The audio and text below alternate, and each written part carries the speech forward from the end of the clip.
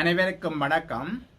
இலங்கையின் தென்கிழக்காக வங்காள விரிகுடா கடல் பிராந்தியத்தில் காணப்படுகின்ற தாளமுக்க பகுதியானது அடுத்து வரும் 12 மணித்தியாலத்தில் தாளமுக்கமாக வலுவடையும் என எதிர்பார்க்கப்படுகின்றது. இந்த தாளமுக்கமானது இலங்கையின் கிழக்கு கரையை நோக்கி மேற்கு வடமேற்கு திசையில் நகரும் எனவும் எதிர்பார்க்கப்படுகின்றது. இதன் காரணத்தினால் இலங்கையில் காணப்படும் மழையுடனான வானிலையானது நாளை முதல் முக்கியமாக வடக்கு, வடமத்திய, மத்திய, கிழக்கு, ஊவா மாகாணங்களில் நாளை முதல் அதிகரிக்கும் என எதிர்பார்க்கப்படுகின்றது.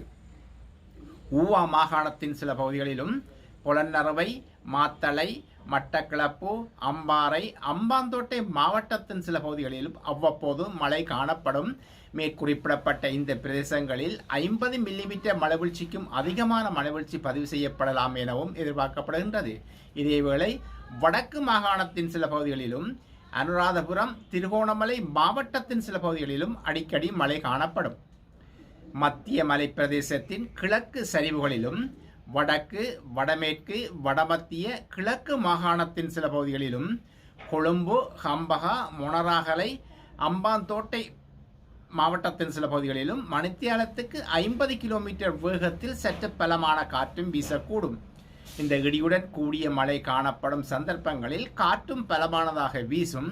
எனவே பொதுமக்கள் இந்த இடி மின்னல் தாக்கத்திலிருந்து ஏற்படும் சேதங்களை குறைத்துக் கொள்ளும் பொருட்டு தேவையான முன்னெச்சரிக்கை நடவடிக்கை மேற்கொள்ளுமாறும் கேட்டுக்கொள்ளப்படுகின்றார்கள்.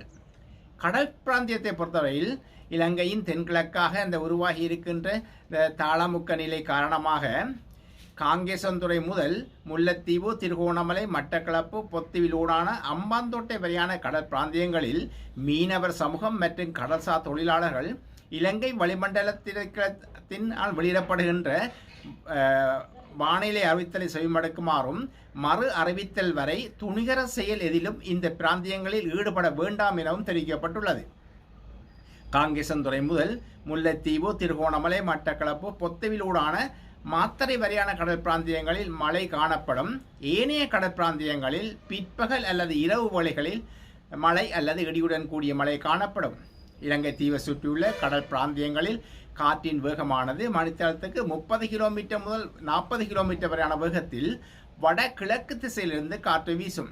இந்த காற்றின் வேகமானது சில சந்தர்ப்பங்களில் காங்கேசன்துறை முதல் முல்லைத்தீவு, திருகோணமலை, மட்டக்களப்பு, பொத்துவிலூடான அம்பாந்தோட்டை வரையான கடல் பிராந்தியங்களில் மணித்தியாலத்துக்கு 60 கிலோமீட்டர் முதல் 70 கிலோமீட்டர் வரையான வேகத்திலும், பேருவளை முதல் கொழும்பு, புத்தளம், மன்னார் ஊடான காங்கேசன்துறை வரையான கடல் பிராந்தியங்களில் மணித்தியாலத்துக்கு 50 கிலோமீட்டர் முதல் 60 கிலோமீட்டர் வரையான வேகத்திலும் அதிகரித்து வீசக்கூடும்.